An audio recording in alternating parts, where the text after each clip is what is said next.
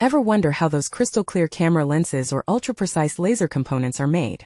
It all starts with something you might not expect. Quartz grinding. Welcome to the future of optical manufacturing, where quartz isn't just a mineral. It's the secret ingredient for next-level clarity and durability.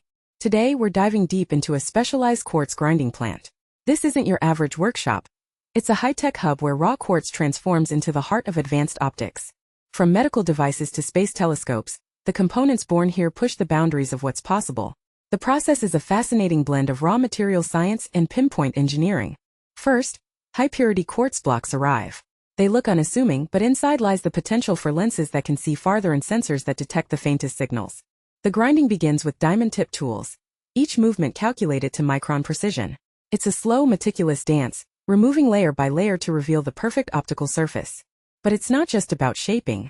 Every step controls heat, vibration, and dust, because even the tiniest flaw can scatter light or distort an image.